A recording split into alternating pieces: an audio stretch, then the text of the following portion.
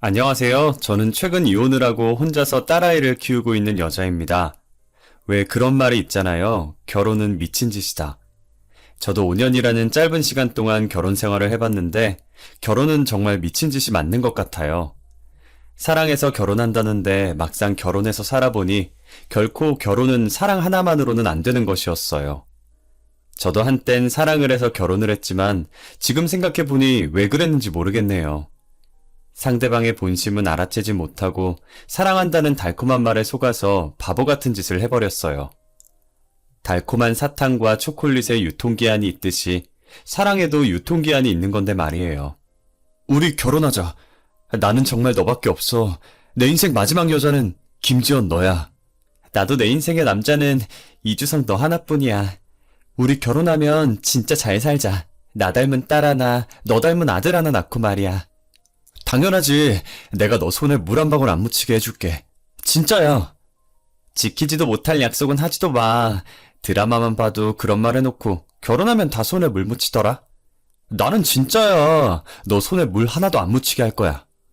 진짜지? 약속했다? 그때는 몰랐겠죠. 어떤 앞날이 저를 기다리고 있을지 말이에요. 저희 집안은 나름 가진 재산이 있었고 부모님 직업도 좋아서 잘 살았었어요.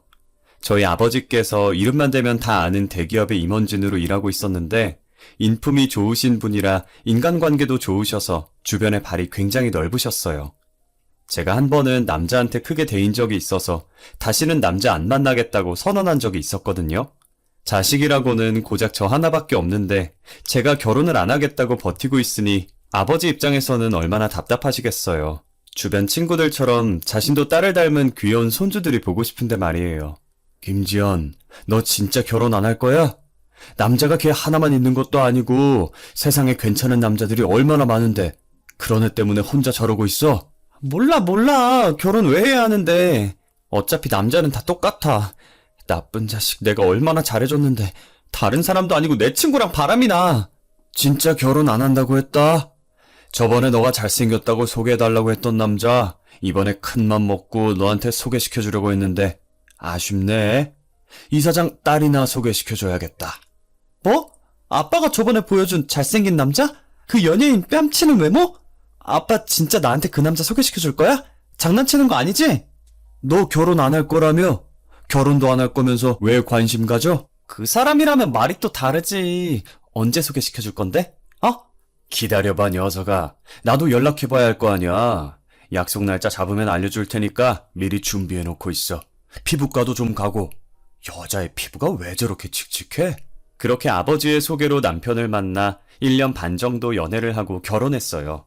남편은 대기업까지는 아니더라도 100명 정도의 직원을 거느리고 있는 중소기업 사장이었어요. 친정아버지께서 저희 남편을 되게 좋아하셨었어요. 젊은 나이에 회사 차려서 저렇게 열심히 살기 힘들다면서요.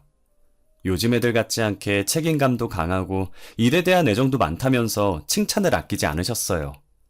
돈 잘 번다고 펑펑 쓰지 않고 돈 관리도 잘했는지 차곡차곡 저축해서 저희 신혼집으로 4층짜리 전원주택을 해왔더라고요. 평소 자기관리 철저하고 꼼꼼한 건 알았지만 이렇게 돈 관리까지 철저할 줄은 몰랐어요. 남편은 일뿐만 아니라 저한테도 다정하고 가정적인 남자였어요. 손에 물 한 방울 안 묻히겠다는 말이 거짓말이 아니었는지 퇴근 후에 피곤할 텐데도 제 옆에 와서 집안일을 도와줬죠. 됐어. 당신 일하고 와서 피곤할 텐데 굳이 안 도와줘도 돼. 손에 물 한 방울 안 묻힌다는 말 잊었어? 남자가 한 번 뱉은 말은 지켜야지. 혹시라도 제가 설거지를 할까봐 빠르게 식사를 끝낸 남편이 먼저 싱크대를 차지했어요. 그렇게 저는 남편과 함께 남들이 부러워하는 행복한 신혼생활을 유지했었죠. 하지만 이 행복도 그리 길지 못했고 반년하고 조금 지났을 때 일이 터지고 말았어요. 대기업 임원진으로 일하고 있던 친정아버지께서 해고를 당하게 된 거예요. 저희 아버지는 잘못된 것을 보면 그냥 넘어가시는 분이 아니셨거든요. 무조건 잘못된 것을 바로잡고 가셔야 하는 분이셨어요. 그래서 익명으로 회사 내부에서 일어난 비리들을 고발했는데 고발한 범인이 아버지라는 게 밝혀지면서 내부 비리 고발로 해고 통지를 받으신 거예요. 미안하구나. 그래도 아직은 내가 일을 해야 너가 시댁에서 무시를 안 당하는데. 그런 말이 어딨어요. 저희 시댁 식구들 그럴 사람들 아니에요. 시부모님도 남편도 저한테 얼마나 잘해주시는데요. 그리고 아버지가 잘못한 일 아니잖아요. 아버지께서는 혹시나 자신 때문에 제가 시댁의 미움을 받을까 걱정하셨어요. 저희 시댁 식구들이 워낙 저를 잘 챙겨주셔서 저는 그런 걱정은 하지도 말라고 했어요. 하지만 시댁은 저라는 사람을 사랑한 게 아니라 저희 집안의 배경을 사랑했었나 봐요. 친정아버지께서 비리고발로 해고당하신 걸 아시고부터 저를 대하는 태도가 완전히 달랐어요. 한없이 다정하고 저밖에 모르던 남편은 저희 집안과 저를 무시하기 시작했고 친정은 이제 없다고 앞으로 시댁에만 효도를 하라고 하더라고요. 당신은 어째 제대로 하는 게 하나도 없어? 장인어른을 닮아서 그런가 융통성도 없고 눈치도 없고. 우리 아빠가 뭘 그렇게 잘못했는데? 아빠는 잘못된 걸 바로잡으려고 한 죄밖에 없어. 대기업 임원진이라도 결국은 남의 지갑에서 나오는 돈 받으면서 사는 월급쟁이일 텐데 그냥 입 닫고 계시면 될걸 왜 굳이 나서서 일을 이렇게 만드시는지. 너 말을 왜 그렇게 해? 당신은 얼마나 떳떳한데. 솔직히 비리 없는 회사가 어딨어? 그리고 당신 회사에도 비리가 있을지 어떻게 알아? 됐고 이제부터 처가에 해다 바친 거 다 끊을 거니까 그렇게 알아. 너도 앞으로는 우리 집만 신경 쓰라고. 원래 효도는 며느리가 하는 거야. 너도 머리가 있으면 생각을 해봐. 지금 네가 어느 쪽에 붙어야 좋을지. 남편은 저를 보며 답답하다는 듯 한숨을 쉬며 고개를 좌우로 흔들더니 소파에 올려진 겉옷을 들고 밖으로 나가버리더라고요. 그렇게 저희 사랑의 유통기한은 친정아버지께서 해고를 당하신 뒤로 끝나버렸어요. 친정집은 일하는 사람이 친정아버지밖에 없었는데 해고를 당해 일을 할 수 없으니 갈수록 집안이 기울기 시작했어요. 그래도 재산이 있어서 일을 하지 않아도 생활은 가능했지만 예전처럼 풍족하게 쓰진 못했습니다. 와중에 저는 임신을 하게 되어 제 몸 챙기느라 친정에 신경을 쓰지 못했어요. 시댁 식구들 중 저의 임신 소식을 반기는 이는 아무도 없었어요. 아무래도 눈엣가시라 이혼시켜도 모자랄 판에 임신을 하니 누가 좋아하겠어요. 시어머니는 제가 임신을 하든 말든 안중에도 없었고 오히려 더 혹독하게 시집살이를 시켰어요. 이러다 아이가 잘못되는 게 아닌가 싶을 정도로 저를 부려먹었어요. 얘, 몸이 이렇게 굼떠서 어떡하니? 저기 뭔지 안 보여? 내가 기관지 안 좋다고 구석구석 닦으라고 했어 안 했어? 죄송해요 어머님. 어디서 이런 애가 우리 집안에 들어와선. 이래서 집안의 여자를 잘 들여야 한다고 하는 거야. 저는 아침 저녁으로는 남편 시중을, 낮엔 시댁 가서 시어머니 시중을 드는 게 일상이었어요. 시댁 식구들은 하루라도 저를 안 부려먹으면 가시가 돋는지 매일 빠짐없이 저를 식모처럼 부려먹었죠. 당신 아침밥 안 차려놨어? 어떻게 일하는 사람 밥을 안 해놓을 수가 있어? 미안해. 내가 지금 홀몸도 아닌데다가 어제 너무 무리를 했는지 몸이 안 좋아서. 내가 마음이 넓어서 이번 한 번은 넘어가 주는 거야. 내일부터는 무슨 일 있어도 아침밥 차려놔. 알겠어?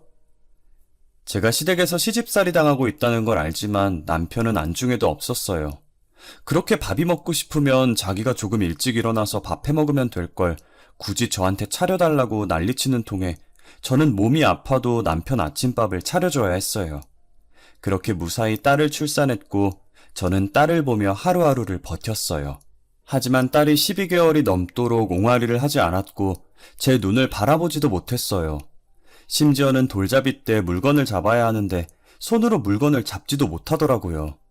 저는 그런 모습을 보고 걱정되는 마음에 아이를 데리고 소아전문병원으로 향했어요.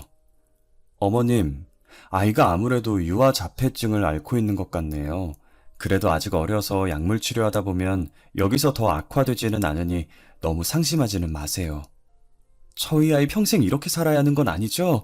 태어난 지 이제 겨우 1년밖에 안 됐어요. 저 딸아이와 하고 싶은 게 너무 많아요, 선생님. 자폐증은 완치가 없어요. 제가 확답을 드릴 수는 없지만 약물 치료도 하고 어머님이 집에서 아이를 잘 지켜봐 주시면 분명히 좋은 소식 들으실 수 있을 거예요. 저는 저희 딸이 자폐아라는 판정을 받고 집에서 얼마나 울었는지 몰라요. 뱃속에 있을 때 제대로 태교를 하지 않아서 그런 거라며 제 탓도 많이 했어요. 남편도 아이가 자폐아라는 걸 알고 전부 제 탓이라고 하더라고요. 뭐? 다이가 자폐아라고? 그러게 뱃속에 있을 때 애한테 신경을 써야지 뭐 한 거야. 애초에 당신 유전자에 장애 유전자가 있던 거 아니야? 뭐? 장애 유전자? 이게 다 내 탓이라는 거야? 그리고 뱃속에 있을 때 신경을 쓰라고 만삭이 되도록 부려먹던 사람들이 누군데 당신이랑 어머님이잖아. 그럼 애가 저지경이 된 게 나랑 어머니 탓이라는 거야? 네가 뱃속에 있을 때 애한테 신경 안 쓰고 뭐 했냐며. 나 그때 무거운 몸 이끌고 네 밥 차렸어. 시댁 가서 뒤치다꺼리 다 했다고. 너는 내가 시댁에서 시집살이 당하는 거 알면서 보고만 있었잖아. 남편이 제 탓만 하길래 제가 악에 받쳐서 소리를 지르니 아이가 놀라서 울더라고요. 저는 아이를 안아들고 같이 울었고 남편은 지긋지긋하다면서 집을 나가버렸어요. 나가버린 남편은 결국 집에 들어오지 않았고 저와 딸은 울다 지쳐서 잠이 들었어요. 그 뒤로도 3년 동안이나 시댁 가정부 노릇을 했고 딸아이는 유아치료를 받고 있었어요. 저 혼자서 아이를 키우다시피 했었는데 어느 날부터인가 시댁에 갔다 온 날 저녁마다 안방 침대에 여자 머리카락이 떨어져 있는 거예요.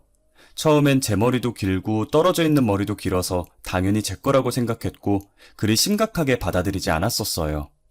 그런데 이게 며칠 동안 반복되니 불안한 마음이 들긴 했지만 애써 모른 척 했어요. 저와 결혼도 했고 딸까지 키우고 있는데 설마 안방까지 여자를 데리고 와서 바람필 거라는 생각을 하지 않았고 만약 만났더라도 잠깐 즐기는 여자겠지 생각하며 불안한 마음을 달랬습니다. 혹시라도 남편 옷에 붙어있던 건데 남편이 겉옷을 벗다가 떨어뜨린 걸 수도 있잖아요. 하루 종일 시댁에 붙어 있어서 머리카락 떨어질 일이 없는데 요즘 따라 머리카락이 왜 이렇게 많이 떨어져 있지? 당신 혹시 집에 여자 데리고 온 적 있어? 그게 무슨 소리야. 당신 머리카락이겠지. 쓸데없는 소리 할 시간에 나한테 내조나 잘해. 요즘 밥이 왜 이렇게 부실해? 내가 주는 생활비 제대로 쓰고 있긴 한 거야? 생활비 겨우 50만 원 주면서 뭘 바라는 거야. 공과금 내고 나면 얼마 남지도 않는 것 쪽에서 이만큼 해준 거면 잘하는 거지. 저는 혹시나 하는 마음에 살짝 떠봤는데 남편은 쓸데없는 소리 하지 말고 내조나 잘하라면서 제게 내조만 요구하더라고요. 그때까지만 해도 제가 딸 잘 키우고 시댁에만 잘하면 남편이 다시 제게 돌아와 가정을 지킬 수 있을 줄 알았어요. 하지만 머리카락은 계속 떨어져 있었고 저는 남편 몰래 안방에 소형 CCTV를 설치했어요. 남편이 잘 때 몰래 녹화된 영상을 확인했더니 역시나 예상대로 여자를 안방에 들였더라고요. 남편은 제가 영원히 모를 줄 알고 3년 동안이나 계속 여자를 들인 것이었어요. 그 여자는 마치 저 보란 듯이 안주인처럼 행동을 하면서 침실에 일부러 머리카락을 떨어뜨리고 있더라고요. 자기야, 얼른 와. 여자 기다리게 하는 거 아니다. 조금만 기다려봐. 내가 며칠 전에 아주 기가 막힌 와인을 사왔단 말이야. 와인? 안 그래도 와인 먹고 싶었는데 잘 됐다. 와인에 어울리는 옷으로 갈아입어 볼까? 머리도 좀 빗고 간만에 친구들한테 자랑 좀 해야겠어. 여자는 한두 번이 아닌 듯 자연스럽게 제 옷장을 뒤져서 옷을 갈아입었고 제 화장대에 있던 빗으로 자신의 머리를 빗더니 떨어진 머리카락들을 치우지도 않았어요. 저는 이대로 두면 안 되겠다는 생각에 시어머니를 찾아갔어요. 어머님, 그이가 아무래도 바람을 피우고 있는 것 같아요. 뭐? 바람? 너 증거는 가지고 그런 말 하는 거야? 증거도 없이 우리 아들 바람 핀다고 몰아가면 안 되는 거 아니니? 제가 증거도 없이 어머니께 찾아왔겠어요? 여기요, 이 영상이 그 증거예요. 아니, 너가 얼마나 내조를 못했으면 우리 아들이 딴 맘을 가져. 너가 매력이 있으면 내 아들이 딴 여자한테 눈길이나 줬겠어? 하여간 며느리 하나 잘못 들여가지고. 이걸 보시고도 제 탓을 하시는 거예요? 잘못은 어머님 아들이 했는데요? 너 이거 네 시아비한테는 절대 말하지 마. 알겠지? 내가 어떻게든 아들 설득해 볼 테니까 넌 그냥 입 다물고 있어. 네 시아버지 알면 너 죽고 나 죽는 거야. 알겠어?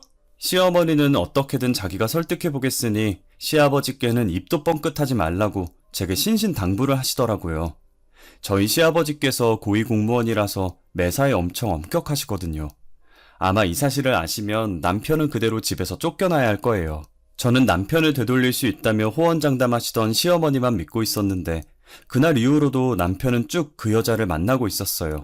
바뀐 게 없었죠. 심지어 그 관계는 1년 동안이나 지속되었습니다. 아마 시어머니가 남편에게 제가 불륜 사실을 알고 있다고 말하셨을 텐데도 아랑곳하지 않고 여자랑 노느라고 집에 늦게 들어오더라고요. 이 늦은 시간까지 말도 없이 어디 갔다 오는 길이야? 내가 어디 가는지 너한테 일일이 보고해야 돼? 나 피곤해. 너 아니어도 피곤할 일 많으니까 시비 걸지 마. 어디 갔다 온 건지 물은 게 시비야? 도대체 어떤 부분이 시비인 건데? 말꼬리 그만 물어. 남자 하는 일에 여자가 끼어드는 거 아니니까. 지금이 조선시대야? 아내로서 물어볼 수도 있는 거 아니야? 내가 아까 피곤하다고 했지. 참견 좀 하지 마. 네가 아내라고 내 일거수일투족 다 알아야 되는 거 아니잖아.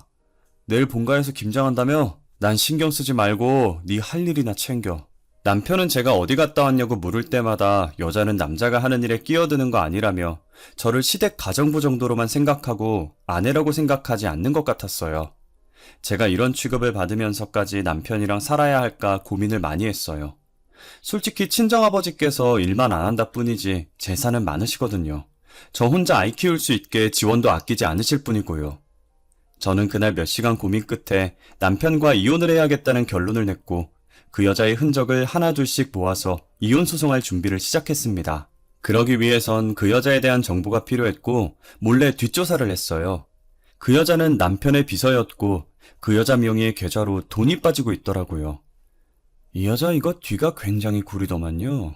뭐 한다고 매달 2억씩이나 빼돌렸을까. 이거 이체 내역 알 수 있는 방법은 없어요? 잠깐만 기다려보시죠. 이거 죄다 술집뿐인데요? 근데 여기에 찍힌 통장만 2억이지 이런 사람들 보면 다른 쪽으로도 돈 빼돌렸을 겁니다. 알아낼 수 있는 방법 없나요? 본인 통장으로 찍힌 게 아니면 저도 어떻게 찾아낼 방법이 없어요. 한 가지 방법이 있긴 한데 그게 뭔데요? 국세청에 신고해서 세무조사 들어가게 하는 방법밖에 없어요. 그 여자가 빼돌린 돈의 출처가 뭔지 자세히 알아보니 남편의 회사 자금이었던 거예요. 똑같은 계좌에 매달 2억씩 보내면서 경비 처리를 했고 그 돈으로 술집을 드나들며 남편 몰래 돈을 펑펑 쓰고 있었어요.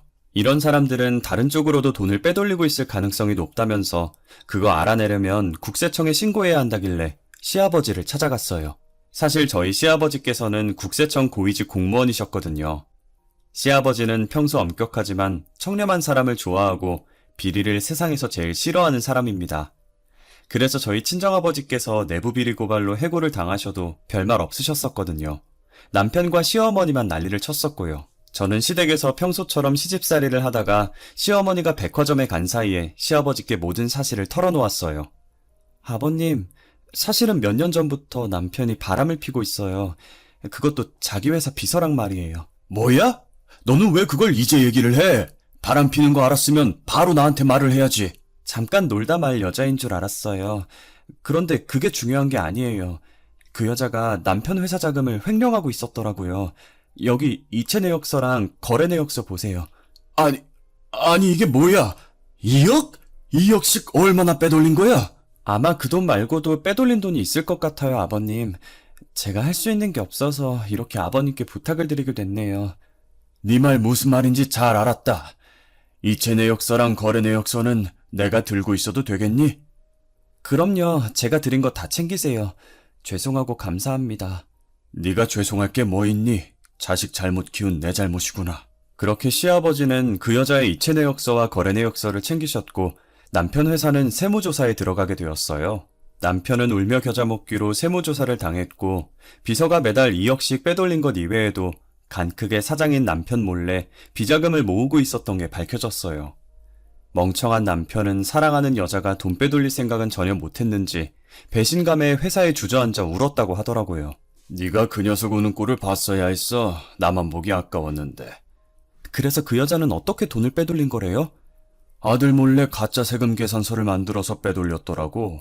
세무조사 들어가면서 전부 들키니까 도망가 버렸어. 그럼 잡아야죠. 해외라도 뜨면 어떡해요? 안 그래도 해외로 도주하려고 준비하고 있는 걸 경찰이 겨우 잡아서 지금 그 여자는 경찰서에서 구속 수사 중이야. 그래도 잡아서 다행이지. 그동안 돈을 저렇게 빼돌릴 동안 멍청한 남편은 뭐 했나 싶었어요. 자신은 진짜 사랑이라고 생각하고 그 여자가 뒤에서 자신 몰래 뭘 하고 있는지도 몰랐겠죠. 남편은 사랑도 잃고 가정도 잃고 회사까지 잃고 모든 것을 잃었어요. 어떻게 이런 시아버지 밑에서 저런 아들이 태어났는지 시아버지는 자신의 아들이 비서한테 당했는데도 불륜을 저지른 아들을 대놓고 싫어하셨어요. 아버지가 어떻게 이래요? 아들한테 어떻게 이렇게 하실 수가 있냐고요? 아버지 때문에 투자자들이 투자금을 다 빼버렸어요. 해주기로 약속했던 분들도 다 취소했고요. 그게 다 네 업보인 걸 나더러 어떻게 하라는 거냐? 나한테 징징거리면 해결이 된다든? 여자에 미쳐서 이 지경까지 만들고... 아버지, 그러지 말고 저 좀 도와주세요. 네? 당장 세금이랑 가산세 낼 돈도 없는데 어떻게 100명 넘는 직원들 월급을 줘요. 아버지 제발 저희 직원들 월급이라도 도와주세요. 제발요. 남편의 탈세가 전부 들키게 되자 투자자들은 줄줄이 투자를 취소했고 수십억의 세금과 가산세로 회사가 망하게 됐어요. 남편은 당장 직원들한테 월급 줄 돈도 없어서 시아버지께 빌다시피 했어요. 시아버지는 그런 남편을 보더니 서랍에서 종이를 꺼내면서 남편 면전에 던지시더라고요. 너 그동안 네 애미한테 매달 2천만 원씩 보냈더라. 그 옆엔 내가 계속 돈이 어디서 나서 사치를 부리나 했는데 네가 준 거였어? 아버지 그게 아니라요. 아니긴 뭐가 아니야. 자식 키워봤자 소용없다더니. 시아버지는 씩씩거리며 남편에게 뺨을 때리려고 손을 들었다가 딱 마침 집 안으로 들어오고 있던 시어머니에게 달려가 그대로 뺨을 내리쳤어요. 순식간에 벌어진 일이라 저는 말리지도 못한 채 너무 놀라서 입을 막았어요. 이것들이 쌍으로 나를 속여? 아들놈 바람피는 것도 눈 감아주더니 매달 2천만 원씩이나 받아? 안 그래도 내가 그 명품 가방이 어디서 났나 궁금하던 참이었어. 여보, 제가 잘못했어요. 제 말 좀 들어보세요, 네? 속이려고 속인 게 아니었어요. 정말이에요. 여보? 누가 당신 여보야? 나 오늘부로 너네 둘이랑 연 끊을 거니까 당장 내 집에서 나가. 둘이 그렇게 죽고 못 사는데 내가 빠져줘야지. 안 그래? 남편과 시어머니는 각자 시아버지의 다리를 한쪽씩 붙잡고 울면서 빌기 시작했어요. 시아버지는 당장 나가지 않으면 경찰을 부르겠다고 했고 그래도 꿈쩍도 하지 않자 남편과 시어머니의 팔을 잡고 밖으로 끌어냈어요. 아가, 그동안 미안했다. 여기서의 일은 잊고 새 출발해. 못난 아들 녀석이랑도 이혼하고 손녀는 네가 키우고 싶으면 그렇게 하고. 아버님, 죄송해요. 네가 뭐가 죄송해? 오히려 내가 미안하지. 넌 나한테 사과할 필요 없다. 그러니 우리 집에서의 일은 모두 잊고 새로 시작해. 저는 며칠 뒤 그동안 모은 증거들로 남편에게 이혼 소송을 걸었어요. 남편은 이제 비서도 없고 집에서도 쫓겨나니 다시 제게 붙으려는 심산인지 낯짝 두껍게 저한테 연락을 했더라고요. 내가 미안해. 바람핀 것도 미안하고 식모처럼 부려먹은 것도 미안해. 나 며칠 동안 반성 되게 많이 했어. 반성 많이 했는데 뭐? 나보고 어쩌자고. 너 연락하는 거 정말 양심 없다. 여보, 왜 그래? 나 때문에 화 많이 났지? 제발 예전 일은 다 잊고 다시 잘 살아보자, 응? 내가 정말 잘할게. 우리 신혼 초에는 되게 좋았잖아, 안 그래? 됐어, 필요 없어. 내가 한 번 속지 두 번 속을 것 같아? 다시는 내 눈앞에 나타나지 마. 만약 내 눈앞에 다시 나타나면 그땐 네 머리털 하나도 안 남을 줄 알아. 저는 남편의 연락을 싸그리 무시하고 이혼 소송을 했고 최근에서야 승소를 하게 되었어요. 전적으로 남편의 잘못으로 이혼을 하는 것이라 남편이 제게 위자료로 2천만 원을 줘야 했어요. 시아버지와는 간간히 연락을 하고 있어서 이혼 소식을 전해드렸고 제 선택을 전부 이해해 주셨어요. 위자료가 2천만 원 정도 되었지만 저는 받지 않기로 했어요. 왜냐면 시아버지께서 제 명의로 집을 해주셨거든요. 갑자기 저를 카페로 불러내셔서 영문도 모른 채 나갔는데 시아버지는 저를 보자마자 파일에 들어있던 종이를 제게 내미시더라고요. 그동안 우리 집안 며느리로 있느라 수고 많았다. 며느리 노릇하느라 얼마나 힘들었어. 약소하지만 내가 줄 수 있는 게 이것밖에 없구나. 아버님, 이게 뭐예요? 건물 계약서를 왜 저한테... 며느리랑 손녀한테 주는 마지막 선물이라고 생각해줘. 아버님, 저는 이거 받을 수 없어요. 무슨 소리야? 너는 충분히 받을 자격이 돼. 이보다 더 큰 걸 해주고 싶었는데 못난 시아버지, 할아버지라 너무 미안하구나. 제가 안 받으려고 하자 시아버지는 건물 계약서만 두고 먼저 자리를 뜨셨어요. 친정 부모님께도 말하니 그냥 받으라고, 안 받으면 시아버지 마음이 불편할 거라고 하시더라고요. 그래서 저는 현재 시아버지께서 사주신 집에 들어가서 딸과 함께 살고 있어요. 여전히 시아버지와는 연락도 하고 가끔 저희 집에도 오셔서 생활비 조금과 딸 용돈을 주시곤 하세요. 제가 안 받겠다고 해도 돈을 집 안으로 던지고는 빠르게 나가버리십니다. 저는 어쩔 수 없이 돈을 받아들고 문자로 고맙다는 인사를 해요. 시아버지께서는 그렇게라도 저희 딸에게 할아버지 노릇을 하고 싶어 하셨어요. 만약 시아버지께서 저희 딸이 보고 싶다고 하시면 언제든 보여줄 생각이에요. 요즘 딸과 둘이 살면서 드는 생각인데 왜 진작 이혼을 하지 않았나 싶어요. 처음엔 남편이 밖에서 여자들을 만나고 다녀도 제 가정만 지키면 괜찮을 줄 알았거든요. 그런데 지금 생각해보면 사랑도 없이 껍데기만 부부인 게 무슨 소용이 있나 싶고 시집살이 살면서 왜 그렇게까지 미련하게 버텼는지 5년이 넘는 시간이 후회가 되네요. 시간을 돌릴 수 있다면 더 험한 꼴 보기 전에 이혼을 했을 거예요. 아니, 아예 그 인간이랑은 결혼 자체를 하지 않았을 거예요. 지금 제 이야기를 들을지는 모르겠지만 만약 듣는다면 한마디 해주고 싶네요. 야, 이주성, 너 같은 똥차가고 나한텐 벤츠 오더라? 그러니까 귀찮게 연락 그만두고 내 앞길 막지 마라. 머리털 다 뽑아버리기 전에. 여기까지 제 사연입니다. 들어주셔서 감사합니다.